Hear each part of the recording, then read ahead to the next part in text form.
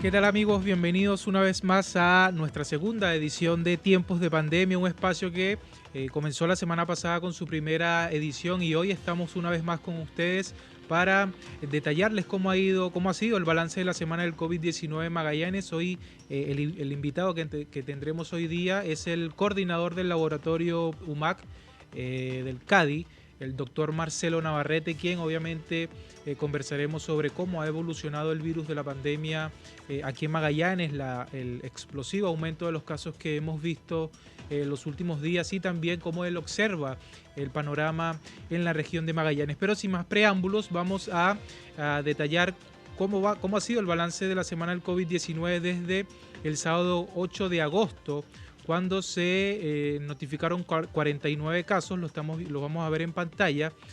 Después el domingo 27 del mismo mes obviamente se notificaron 27 casos. El lunes 10 se notificaron 55, fue el día que se notificaron más casos de COVID-19 aquí en la región de Magallanes. Luego el martes 11 se notificaron 36, el miércoles y el jueves 19 y 18 respectivamente. Y hoy en horas de la tarde la Seremía de Salud Mariela Rojas anunció que se notificaron 50 casos de coronavirus, lo que da un total de 254 casos en solo una semana.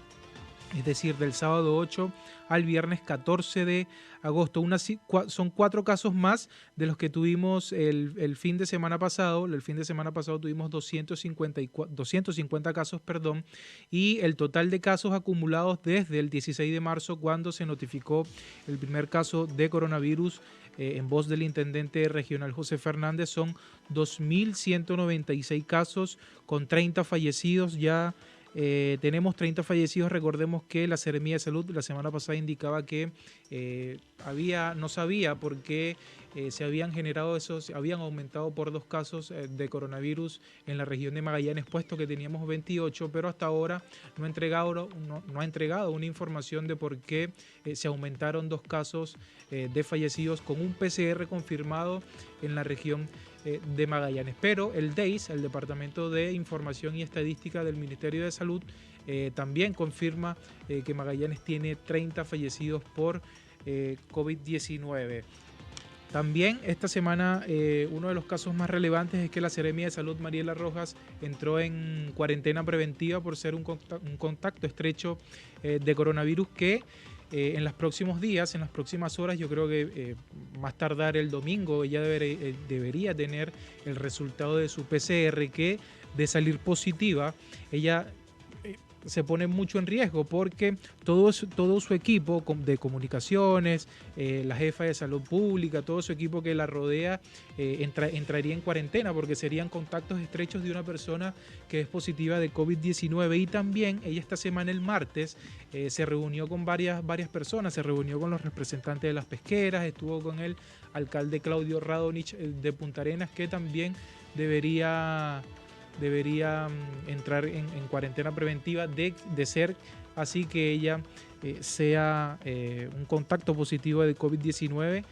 Si es así, sería la primera autoridad con COVID-19 en la región de Magallanes, puesto que el alcalde Claudio Radonich en marzo o abril, si no me equivoco, también había entrado en cuarentena preventiva por ser un contacto estrecho. Después el intendente Fernández creo que también tuvo que guardar unos días en cuarentena por ser también contacto estrecho de una persona, y ahora la Seremía de Salud Mariela Rojas. Pero hasta donde tenemos entendido, ninguna autoridad regional ha dado positivo a COVID-19, como sí lo han hecho varias autoridades nacionales en el país. Otro caso interesante es que ayer se notificó que el Cefam Juan Damianovich de Punta Arenas cerraba sus puertas hasta el lunes 17 de agosto porque 4 funcionarios habían salido positivos de coronavirus, y hoy en horas de la tarde se actualizó estos casos. Son 6 funcionarios ahora que son positivos a coronavirus y 17 contactos estrechos laborales. Lo que el alcalde Claudio Radonich decía ayer en sus declaraciones era que se presumía, dentro de las investigaciones epidemiológicas que ellos están haciendo, que los contactos positivos, los 4 primeros contactos positivos del Cefam Juan Damianovich, se habían contagiado fuera de sus labores. No sabemos en qué contexto fue esto, pero eso fue lo que entregó el alcalde Claudio Radonich. También en horas de la tarde, recordemos que también en la semana la Seremía de Salud indicaba que había un hogar de adultos mayores privado, que una persona había salido positiva a COVID-19. Después, el día de ayer, el Seremi subrogante Eduardo Castillo indicó que otra persona había resultado positivo de COVID-19, y esta tarde, afortunadamente, la Seremi Rojas indicó que 4 personas, los 5 adultos mayores, que conviven en ese hogar, que residen en ese hogar de ancianos, habían salido negativo de COVID-19, ya que ellos también están siendo monitoreados y atendidos por personal externo de la Seremía de Salud, y me imagino que nos imaginamos que tiene alguna colaboración con Senama, que es el Servicio Nacional del Adulto Mayor. La proyección de casos para los próximos días es de 15 a 18 casos, y esta semana, el martes, si no me equivoco, la Seremía de Salud indicaba que desde el 2 al 8 de agosto, desde el domingo 2 de agosto hasta el sábado 8 de agosto, era la semana epidemiológica 32 la que acumulaba la mayor cantidad de casos, con 164, si no me equivoco. La primera semana con mayor cantidad de casos fue el 15, la semana epidemiológica 15, que creo, si no me equivoco, comprende desde el 4 al 12 de abril, donde se notificaron más de 200 casos. Entonces, la semana que acaba de finalizar, epidemiológicamente, es la segunda con mayor cantidad de casos de coronavirus diagnosticados desde el inicio de síntomas por el sistema Epivigila del Ministerio de Salud. Y a eso se refirió la Seremía de Salud Mariela Rojas en su balance del martes. Estas 3 últimas semanas consolidan un tercer brote. Este es el de mayor magnitud, el cual presenta promedios diarios y semanales superiores al primer brote que tuvimos entre marzo, abril y mayo. De acuerdo a la fecha de inicio de síntomas, son 15, 23 y 32 casos promedios diarios versus los 22, 23 y 21 que tuvimos el primer episodio del primer periodo. Pero sí mantenemos una evolución con menor agresividad viral, por lo que los indicadores que ustedes pueden ver de letalidad y gravedad hasta el momento se mantienen por debajo de los que se observaron en el primer brote. A pesar de muchos de los aumentos en las líneas de tendencia logarítmica y lineal, se mantienen estables en la proyección de futuros nuevos casos. Eso esperamos que sea real. Por semana epidemiológica, la semana número 32 acaba de concluir. Se consolidó como la con mayor número de casos según día de inicio de síntomas, alcanzando un total de 29 casos promedios diarios versus los que les acabamos de señalar, que son los 23 promedios diarios que presentó el primer brote en la semana epidemiológica número 15. Esta fue a inicios de abril. Bueno, eran las declaraciones de la Seremía de Salud Mariela Rojas, quien ratifica que esta semana epidemiológica 32 se consolida como la de mayor cantidad de casos de coronavirus en la región de Magallanes. Pero hasta hoy hay 327 casos activos y más de 1.700 personas recuperadas. Mañana, en la edición de nuestro diario digital de Diario El Pingüino, nosotros tuvimos la oportunidad de conversar o escuchar una conversación en una radio de aquí, una radio local, con el biotecnólogo Tomás Pérez Acle. Él comentaba que de los 200 casos que son activos, es decir, personas que siguen siendo contagiantes, eso se tiene que multiplicar por 5. Y él indicaba que el número de casos activos en Magallanes debería ser alrededor de 1.000, porque él estaba sacando la cuenta por 200 casos activos, porque hay más de 800 personas que son asintomáticas, que deberían ser contactos estrechos de estas personas, y obviamente no lo saben porque son asintomáticos, y esta es una parte de las estrategias que está haciendo la Seremía de Salud con el testeo, trazabilidad y aislamiento para diagnosticar casos asintomáticos y aislarlo y que cumplan su cuarentena preventiva. Otra de las noticias destacadas de esta semana, es que Rusia anunció Sputnik V. Esta sería la primera vacuna contra el coronavirus que sale a nivel mundial, pero la coincidencia o lo relevante de esta vacuna hecha por Rusia, por este país euroasiático, es que ellos se saltaron 3 fases de la vacuna y no publicaron ningún resultado. Y la OMS, la Organización Mundial de la Salud, no tiene ninguna evidencia científica y todavía no lo han estudiado. Pese a que el presidente de ese país, Vladimir Putin, él indicaba que la vacuna era eficiente e incluso vacunó a una de sus hijas y que, bueno, esta obviamente había tenido síntomas favorables después de haberse administrado la vacuna. Pero escuchemos lo que dijo el ministro Enrique París sobre esta vacuna descubierta por ahora, que sería la primera vacuna contra el coronavirus que la descubrió Rusia. Esta vacuna que está siendo desarrollada en Rusia, según la información que hemos obtenido de la Organización Mundial de la Salud, requiere todavía más evidencia. La precalificación de cualquier vacuna incluye revisión, evaluación de los riesgos y los datos de seguridad y de eficacia que todavía no conocemos. Los ensayos clínicos de la vacuna comenzaron el 18 de junio y hasta el momento se incluyen, según la información que tenemos de la Organización Mundial de la Salud, repito, 38 voluntarios. Todos los participantes desarrollaron inmunidad, son 38 voluntarios. Y el primer grupo fue dado de alta el 15 de julio, el segundo grupo el 20 de julio. La OMS oficialmente ha dicho que todas las vacunas candidatas deberían pasar por etapas completas de prueba antes de su implementación, tal como pensamos hacerlo nosotros en el país. Si esta vacuna logra pasar todas las etapas completas para asegurar su calidad, su falta de efectos adversos, la creación de anticuerpos, obviamente que será considerada, en este caso, por el CABEI, que es el órgano que en el Ministerio de Salud determina este tipo de cosas para ser adquirida o usada en Chile.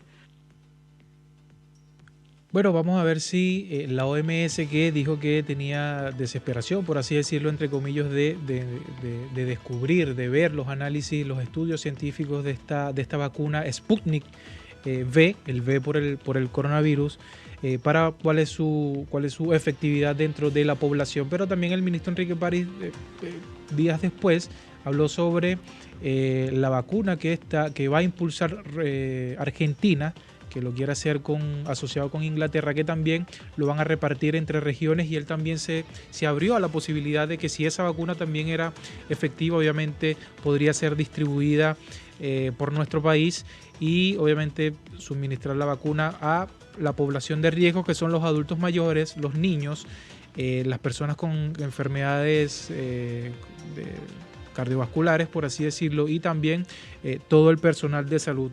Entre otras noticias que vimos esta semana fue la de la subsecretaria de Salud Pública, Paula Daza, que se refirió a las actividades deportivas.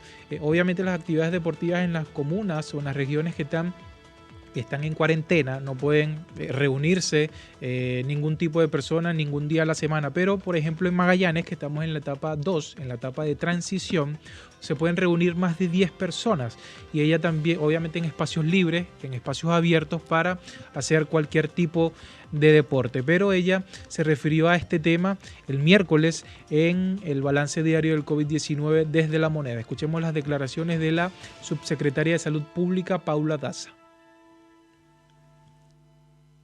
Con respecto a la actividad deportiva, primero que nada es muy importante decir que en relación a los distintos pasos, esta actividad está prohibida en la etapa de cuarentena, en la etapa de transición, sí está permitida la actividad física al aire libre, y eso es importante decirlo, son actividad física al aire libre, no está permitida en recintos cerrados. Son deportes que pueden ser individuales o deportes que pueden ser colectivos, hasta 10 personas en lugares públicos o privados. ¿Cuáles son los deportes que pueden hacer? Todos aquellos que tengan respeto de las normas del punto de vista sanitario. Evitar el contacto directo, ¿cierto? Primero que nada, privilegiar el espacio abierto, hasta 10 personas, puede ser en un parque, puede ser en una cancha, puede ser en distintos lugares y distintos deportes que mantengan esas normas. Con respecto al uso de mascarilla, el reglamento del Ministerio de Salud dice que es obligatorio el uso de mascarilla, salvo cuando la persona se encuentre realizando cualquier actividad física. Por lo tanto, las personas que se encuentran realizando una actividad física individual o colectiva no deben tener uso de mascarilla. Sí respetar las normas sanitarias, como hemos dicho, de evitar el contacto directo y evitar privilegiando el lavado de manos. Y aquí quiero ser muy clara. El Ministerio del Deporte tiene distintos protocolos de las distintas actividades deportivas. Estos protocolos que se han sido elaborados por el Ministerio del Deporte han sido validados por el Ministerio de Salud. Por lo tanto, todos los recintos que van a empezar a funcionar en aquellos lugares que estén en etapa de transición deben contar con los protocolos desde el punto de vista del establecimiento como también de la actividad deportiva y deben contar con todos los instrumentos, las instrucciones que dice el protocolo. Estamos hablando entrada, salida, aforo y también lavado de manos, esta prohibición el uso de bebederos de agua, y evitar el uso de mobiliario, por lo tanto, una serie de medidas. También tienen que estar cerrados los camarines y también están cerrados aquellos lugares comunes para compartir, salvo los lugares esenciales. Por lo tanto, es muy importante que estos recintos que están empezando a funcionar o van a empezar a funcionar en etapa de transición cuenten con los protocolos porque la Seremía de Salud, con sus fiscalizadores, puede ir a fiscalizar una institución y deben estar manteniéndose y ejecutándose estos protocolos. Declaraciones de la subsecretaria de Salud Pública, Paula Daza. Nosotros en breves instantes vamos a estar conversando con el coordinador del laboratorio CADI de la UMAC, doctor Marcelo Navarrete, pero antes de eso, para nuestros televidentes, nosotros le vamos a presentar un resumen del cumplimiento de criterios que fue publicado por el Centro Latinoamericano de Políticas Económicas y Sociales de la Pontificia Universidad Católica de Chile, donde se pueden observar todas las regiones y Magallanes, que obviamente está en el último lugar, solo cumple un criterio para avanzar a una etapa de un posible desconfinamiento, que esta sería la etapa 3. En el cuadro verde, que es el test por millón de habitantes diarios, que debe ser mayor o igual a 1000, es de 2.619 por millón de habitantes. Pero después tenemos la reducción de casos, del número de casos en una semana tiene que ser de menos 5%, si Magallanes hasta el martes registró 34.6%, obviamente 30 obviamente superior a la cifra. Después la reducción del número de casos del mismo ítem, pero de menos 10% en 2 semanas, es de 245%, y este es uno de los criterios que obviamente nos hicieron pasar a la etapa de transición y obviamente que nos tenga en una cuarentena móvil los fines de semana. Y los casos por millón de habitantes deben ser menor a 40, y aquí Magallanes también tiene un 198,9 por millón de habitantes, que son obviamente cifras bastante duras para la región de Magallanes, que nos podría enviar una cuarentena obviamente por el número de casos que estamos viendo diario, y tuvimos 50, y para eso vamos a conversar con el doctor Marcelo Navarrete, que es el coordinador del laboratorio CADI de la UMAC, para que nos dé su opinión sobre cómo ha evolucionado la pandemia, cómo ve él el panorama para la región de Magallanes, y si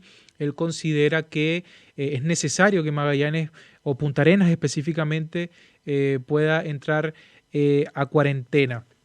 El único criterio que cumple la región de Magallanes es la positividad de exámenes, que tiene que ser menor a un 5%. Magallanes obviamente está en un 9%, es uno de los indicadores que más o menos está bien. Y la ocupación de camas UCI debe ser menor o igual al 60%, y en Magallanes es del 65%. Los criterios del CLAPES, del Centro Latinoamericano de Políticas Económicas y Sociales de la Pontificia Universidad Católica de Chile. Esta semana también la Seremía de Salud indicaba que este tercer brote el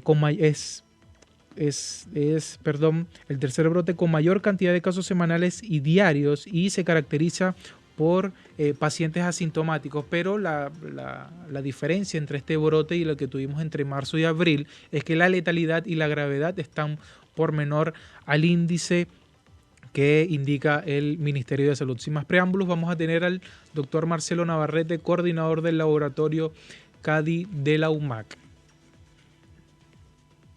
Hola, doctor, buenas tardes. Un gusto saludarles. Bueno, doctor, no sé si tuvo la oportunidad de ver el resumen del cumplimiento de criterios que fue publicado por CLAPES, pero obviamente yo sé que usted tiene bastante conocimiento de eso, ha seguido la evolución del coronavirus en la región de Magallanes y quería saber cuál es su opinión acerca de todo lo que hemos visto esta semana, estas 2 semanas que muchas personas piden una cuarentena total para Punta Arenas, porque obviamente la cantidad de casos se concentra aquí en la capital regional. Bueno, evidentemente todos hemos visto un resurgimiento en el número de casos, que en la etapa anterior, ¿no?, lo que se observó en junio, fue principalmente a brotes que pudieron ser afortunadamente controlados, donde la trazabilidad fue ampliamente efectiva y la tasa de contagios volvió a bajar. Desafortunadamente, no tuvimos el mismo éxito en este nuevo incremento en la incidencia, en el número de casos, tanto absoluto como relativo. Y los datos implican que aparentemente ya contamos con circulación local, que es diferente a netamente casos importados. Y que es en definitiva lo que se observó en el principio de la pandemia, donde hubo un periodo de latencia donde no identificamos casos hasta que el número desbordaba. Ciertamente, en este nuevo rebrote, si se quiere, nos encuentra en una situación de mayor preparación, ¿no? Entendemos un poquito más, al menos, del comportamiento del virus y la pandemia. El nivel de testeo que teníamos en marzo, abril, la latencia en resultados no tiene punto de comparación como mostraba en la gráfica con lo que ocurría en aquel entonces, ¿no? En este momento el laboratorio nuestro está procesando más de 300, 400 muestras por día, más lo que hace el hospital regional. Y contamos con herramientas terapéuticas, ¿no? La terapia con plasma de convaleciente está operativa en la región, y quería aprovechar para invitar a todos aquellos que padecieron de la enfermedad y se recuperaron, que se registren como potenciales donantes para que podamos evaluarlos y puedan ayudar a salvar otras vidas como lo han estado haciendo hasta ahora.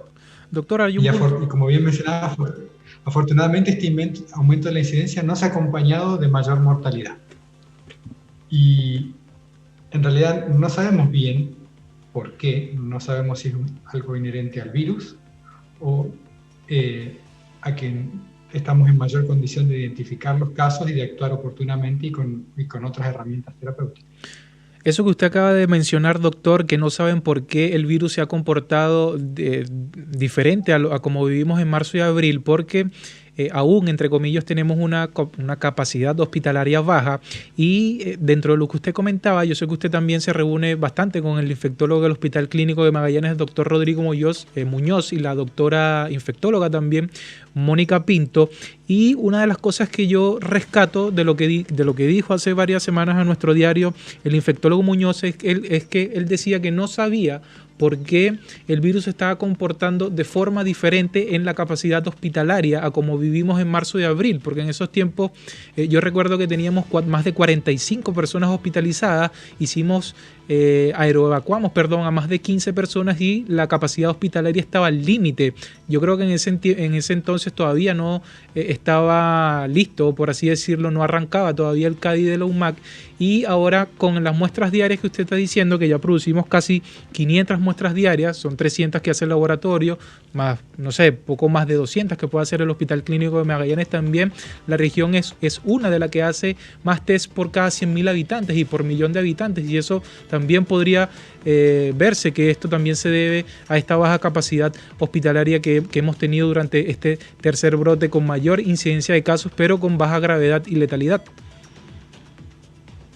Sí, es posible, o sea, ciertamente esto ayuda a trazar y aislar los casos y que la propagación sea más lenta, y sabemos que mientras más rápido es, más colapsa el sistema hospitalario. Y también hay otra variable a tener en consideración, que es la variable tiempo, por lo cual no debemos subestimar las consecuencias. Según estudios recientes que estamos trabajando también con los colegas infectólogos, secuenciando el virus, todavía son datos preliminares, es posible que el ingreso a la circulación de virus de la región pueda haber ocurrido tan temprano como diciembre de 2019. El rango de análisis nos permite estimar que es en alguna fecha entre el 19 de diciembre y el 15 de enero, ¿no?, de 2019, principios del 2020. Y eso coincide justamente cuando estaban los cruceros. Lo que usted nos quiere comentar a todos nosotros es que el virus probablemente llegó a Magallanes primero que a las otras regiones del país, obviamente por los turistas extranjeros, y podría decirse, lo que yo acabo de escuchar de usted, que el virus del coronavirus obviamente llegó a Magallanes en diciembre del 2019. Exactamente. Era una suposición, pero ahora tenemos algunos datos que ya nos permiten precisar eso con un poco mayor de certeza. Es decir, que hubo un periodo de latencia en la cual había un número de casos no identificados que fue de varios meses, ¿no? Hasta que esto se reflejó finalmente en el impacto hospitalario. Es decir, que aún no sabemos, por esta latencia que tiene la ocurrencia de casos graves, si este nuevo rebrote va finalmente a traducirse o no en una mayor tasa de ocupación de camas hospitalarias, especialmente camas críticas. Eso es muy temprano para predecirlo. Doctor, también Magallanes también es una de las regiones, o yo creo que la primera región, por así decirlo, que está mejor preparada hospitalariamente. Nosotros tenemos el centro que usted dirige, que es el Laboratorio COVID, es uno de los centros más importantes del país, incluso lo ha dicho el ministro Andrés Kup, lo ha dicho también la Seremía de Ciencias, y nosotros empezamos, creo que fuimos la primera región en realizar muestras de PCR a nivel nacional, y yo quería saber también cómo es actualmente el panorama del CADIS de la UMAC con las muestras de PCR. Usted nos comentaba que se realizan casi 300 muestras diarias. ¿Cómo siente usted que tiene un gran peso en los hombros siendo la cabeza de este laboratorio COVID en la región de Magallanes? Bueno, sí, primero estamos contentos de poder haberlo implementado. Sí, por momentos hubo días que la gente maravillosa que está trabajando hizo esfuerzos adicionales y se han procesado en algunos días más de 450, ¿no?, porque así lo necesitaba la región y los servicios de salud. Y también es una enorme responsabilidad, y en estos momentos ya empezamos a sentir el peso de no haber parado, ¿no? Cuando en distintas áreas de la universidad, por ejemplo, se habilitan recesos, feriados, fines de semana, el trabajo del laboratorio ha sido continuo, que es un desafío no habitual para el contexto académico y científico, ¿no?, que en realidad trabajamos con más pausas y con espacios de reflexión y que son un poco más amplios. Así que ha sido un enorme desafío y un proceso de adaptación intenso, y me refiero especialmente al equipo de trabajo que está haciendo la tarea más dura. Doctor, ¿Cómo es el proceso para detectar la presencia del coronavirus? Porque todos hemos escuchado el test de PCR, que se mete el hisopo por la nariz, se toman unas muestras, pero eso ya la gente lo sabe, la gente lo conoce, mucha gente se ha tomado el test de PCR, más de 3.000 personas, por así decirlo, pero nadie sabe cómo se trabaja dentro de un laboratorio para saber si esa persona tiene el virus o no. ¿Cómo es ese proceso para detectar que una persona tiene el virus del coronavirus, obviamente más allá de la muestra del hisopado por el nasofaringe? Bien, en este momento estamos haciendo 3 tipos de test que pertenecen a 2 grupos, ¿no? Un grupo es la detección viral, es decir, la persona tiene virus en ese momento o no. Y otro tipo de test son los test inmunológicos, es decir, si mi organismo reaccionó ante la presencia del virus. Esos 2 test nos dan información muy distinta y que tiene una utilidad práctica y clínica diferente.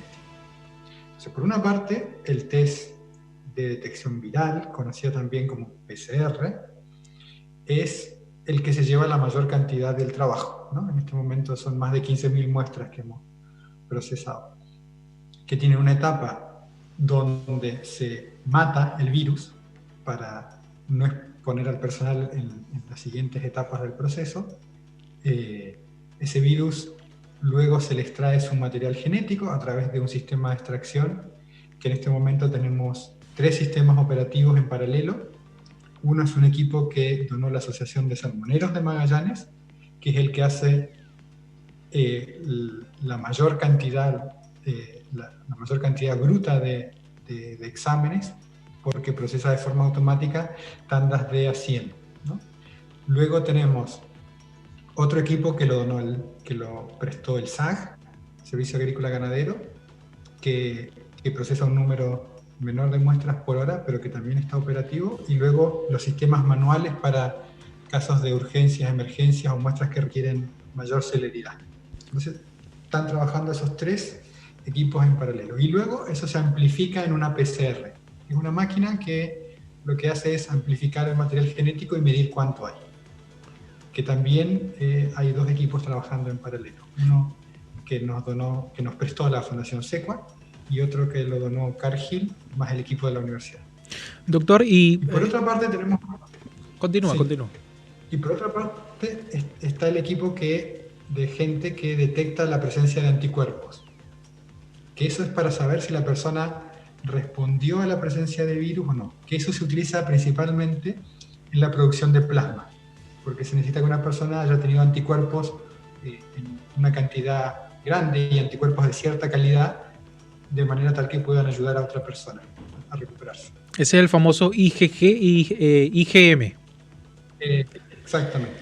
Doctor, también hay varias personas del ámbito regional que ellos están promoviendo el uso de test rápido para aquellas personas que lleguen provenientes de otras regiones del país, principalmente por el aeropuerto, pero ¿sirven los test rápidos para detectar el coronavirus?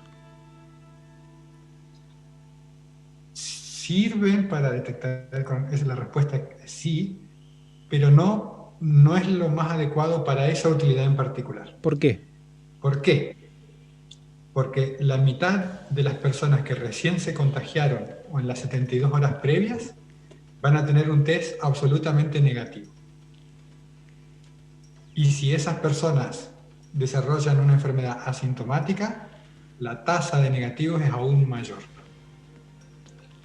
Si una persona tiene un test rápido positivo, no necesariamente implica que esté contagiando. Incluso puede ser una persona recuperada, que tenga una respuesta IgM tardía, que están bien documentadas. Por lo tanto, la capacidad de ese tipo de test para esa tarea en particular tiene un valor predictivo muy, muy bajo. Doctor, actualmente con el brote que estamos viviendo, hoy se diagnosticaron 50 casos, desde el sábado pasado se han notificado 254, 4 más que la semana pasada. Si yo le pregunto a usted si Punta Arenas principalmente, porque Punta Arenas es el que tiene la mayor cantidad de casos, ¿qué me responde? ¿Usted cree que Punta Arenas debería volver a una cuarentena, es decir, retroceder un paso y estar en cuarentena? ¿O cree usted que en 2 semanas podrían bajar los casos de coronavirus con esta cuarentena móvil que tenemos los fines de semana y los días feriados? Mi respuesta honesta, no lo sé, ¿sí? Esta es una situación nueva, el rebrote, es nueva en el mundo. El sentido común probablemente indique que sea más conveniente una cuarentena total que una cuarentena parcial. Ahí cuesta un poco más entender la utilidad, ¿no es cierto?, de solo 2 días a la semana y acumular los contactos. Eso finalmente termina alargando las filas y las colas los días de semana, digamos. No pareciera haber una disminución neta del número de contactos diarios de las personas. Yo más bien, y esto es una opinión netamente personal, donde la base científica es más débil. Si se impone una cuarentena, la haría completa, o si no, no. Doctor, para mí, en lo personal, ver la utilidad de una etapa intermedia. Doctor, para finalizar, entre medio, usted comentó la donación de plasma. Esto se está realizando ya hace 2-3 semanas en el CADI UMAC con colaboración del Hospital Clínico de Magallanes, y durante la semana pasada, si no recuerdo, hubo las 2 primeras personas que fueron los primeros donantes de plasma. Quisiera que invitar a toda la comunidad, a todas esas personas que se han recuperado del coronavirus, a donar su plasma y obviamente a explicar este proceso de donación de plasma convaleciente para pacientes que aún siguen luchando por su vida en una cama del Hospital Clínico de Magallanes. Sí, por favor, ya se han realizado varias donaciones. No todas las personas pueden ser donantes, o no todos tienen anticuerpos de la calidad y la potencia necesaria para ayudar a otros. Entonces hay que hacer un screening de muchos donantes para llegar finalmente a obtener la cantidad necesaria. Y en estos momentos casi todo el plasma que fue recuperado ha sido utilizado o aplicado, ¿no? Ya ha ayudado y salvado a alguien. Así que también necesitamos compatibilidad de grupos sanguíneos, o sea que necesitamos muchos donantes para obtener cantidad suficiente. Así que invitamos a todos a llenar, simplemente completar el nombre y el correo o el teléfono en la página de la universidad, del hospital, están los formularios disponibles, y alguien los va a contactar para explicarle con más detalles cómo proceder para la donación y si efectivamente pueden ser donantes. Pero necesitamos la solidaridad de todos para seguir ayudando a las personas. Así que ya lo sabe, si usted quiere ser donante de plasma convaleciente y ayudar a una persona que esté luchando contra el coronavirus, solo tiene que ser mayor de 18 años, menor de 65, pesar más de 50 kilos y bueno, todos aquellos requisitos serán entregados en el Hospital Clínico de Magallanes y también por la Universidad de Magallanes. Era el doctor Marcelo Navarrete, coordinador del laboratorio CADI UMAC. Muchas gracias, doctor, por estos minutos que nos entregó para entregarnos su visión sobre el coronavirus en la región de Magallanes. Muchas gracias, un gusto. Era el doctor Marcelo Navarrete, coordinador del laboratorio CADI de la UMAC. Ya lo escuchábamos, invitó a todas las personas que se han recuperado del coronavirus a donar su plasma convaleciente para otra persona que esté con esta misma enfermedad y que esté internado o internada en el Hospital Clínico de Magallanes. Ahora, para finalizar el programa, nosotros vamos a recordar que mañana, a partir de las 5 de la mañana, Punta Arenas nuevamente entra en cuarentena, y si usted va a salir a hacer un trámite médico, va a salir al supermercado, va a salir a la farmacia, usted tiene que dirigirse al gimnasio de Carabineros ubicado en Ignacio Carrera Pinto o a través de la página www.comisariavirtual.cl, y obviamente sacar su salvoconducto para transitar este fin de semana que entramos nuevamente. Sería el segundo fin de semana que Punta Arenas entra en cuarentena. Nosotros vamos a conversar con la Seremi del Deporte, Odette Callahan para que nos explique cómo es este funcionamiento o las actividades deportivas que se pueden realizar en Punta Arenas, obviamente que se encuentra en la etapa 2 de transición. Yo estoy leyendo aquí lo que dice el plan paso a paso del Ministerio de Salud y dice actividades deportivas permitidas en parques urbanos, áreas silvestres, protegidas y similares, y lugares abiertos de libre acceso al público y deportes colectivos con máximo de 10 personas sin público. Lo escuchábamos también de la subsecretaria de Salud Pública, Paula Daza, que ya recomendaba realizar este tipo de deportes en espacios abiertos y obviamente respetando el distanciamiento social. Obviamente si vamos a jugar fútbol, obviamente eso no se puede, pero sí pueden practicarse algunos deportes individuales como son el golf, por ejemplo, o el tenis, que son 2 personas con más de 1 metro. Pero sin más preámbulos, tenemos a la Seremi del Deporte, Odette Callahan. Seremi, buenas tardes. Hola, buenas tardes, ¿cómo estás? Muy bien, muy bien. ¿Y usted? Muy bien, muchas gracias. Qué bueno. Seremi quería que nos comentara cómo es este proceso o cómo los magallánicos o aquellos centros deportivos pueden funcionar durante esta etapa de transición. Mira, bueno, aquí yo creo que es importante aclarar que en la región estamos viviendo 2 procesos. A nivel de región en general, todas las comunas se encuentran en una etapa 3, a excepción de Punta Arenas, que está en una etapa 2. ¿Ya? Eso es algo que es importante poder aclarar para también así poder explicar de mejor manera, ¿no es cierto?, cuál es el proceso que tienen que seguir las distintas entidades que realicen actividad física. Es decir, las personas que están en Punta Arenas, los que estamos en la etapa 2, ¿podemos practicar deporte? Se puede realizar actividad física al aire libre, ya en los horarios que se encuentran permitidos, por supuesto. Todos entendemos que ahora ya durante el fin de semana estamos ya en cuarentena, lo mismo con el toque de queda, pero en los horarios que se puede salir a realizar actividad física, se puede autorizar con un máximo de 10 personas para aquellas disciplinas que sean de naturaleza colectiva. Estas actividades, vuelvo a reiterar, solo se pueden realizar en parques urbanos al aire libre, sin público, ¿ya? Y con actividades que no tengan un contacto físico. Eso es lo más importante, porque aquí es importante hacer el llamado a mantener la distancia correspondiente, ¿no es cierto? Exactamente. Seremi, yo quería hacerle una pregunta. Yo sé que esto también ve parte de la Seremi de Salud, pero yo quería saber si usted ha recibido protocolos de varias agrupaciones deportivas en la región de Magallanes, bien sea de Porvenir, Punta Arenas o Puerto Williams, por así decirlo. Nosotros lo que hemos estado haciendo es un trabajo colaborativo con la Seremi de Salud, donde nosotros estamos recibiendo, si las entidades o las agrupaciones o clubes deportivos así lo estiman, nos envían los protocolos y nosotros hacemos la derivación para que la Seremi de Salud, quien es el organismo competente, ¿no es cierto?, revise los protocolos, vean si es que hay que hacer algún tipo de observaciones, adecuación, y después ellos emiten el informe favorable para la aprobación de los protocolos de las distintas actividades. ¿Tiene usted conocimiento de cuántos se han aprobado, por así decirlo? No, la verdad es que no tengo un número exacto. Sé que hay disciplinas como el pádel o el tenis, han presentado sus protocolos y estos han sido aprobados por parte de la Seremi de Salud. Seremi, también comentarle, yo me imagino que cuando estábamos en la fase 3, en la etapa de preparación, ya pensando en una apertura inicial, yo me imagino que usted también recibió varias de estas solicitudes porque ya tenemos más de 5 meses sin actividades deportivas, no hemos tenido los famosos maratones que tenemos que son organizados por su cartera.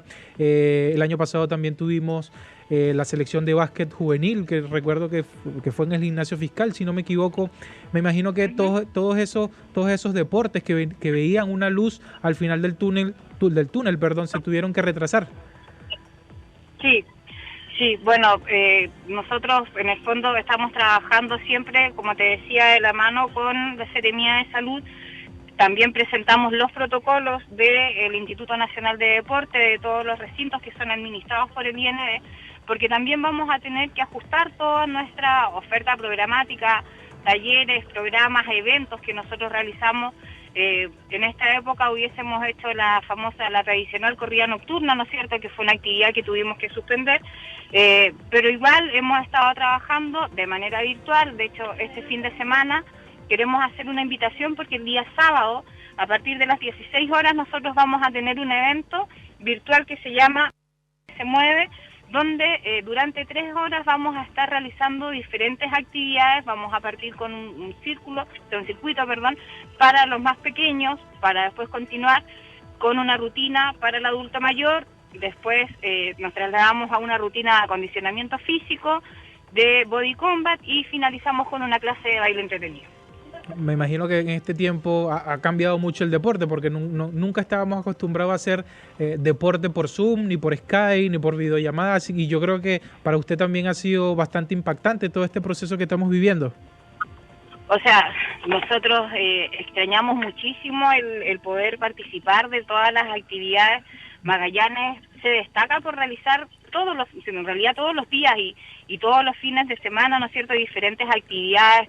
Teníamos campeonatos de distintas disciplinas, lo extrañamos muchísimo. Sabemos que también los deportistas están a la espera de que podamos retomar pronto la actividad física, pero yo creo que aquí nosotros tenemos que hacer un llamado importante a cuidarnos, a respetar todas estas medidas que son para la seguridad y para el bienestar de todos.